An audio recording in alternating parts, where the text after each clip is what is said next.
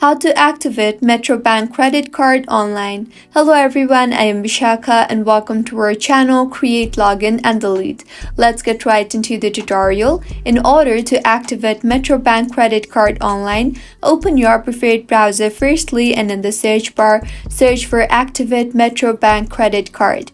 You will see various search results. Tap on the Activate Card link you see there. You will see the card activation option there now. Under that, tap on the credit card number text box and enter your credit card number, and then go ahead and enter your card expiry date. You will also be asked to enter the CAPTCHA, so go ahead and enter that, and after entering all these details, tap on Activate, and with this, your Metrobank credit card will be activated. If you find this tutorial helpful, do subscribe to our channel. Thank you for staying with us until the end.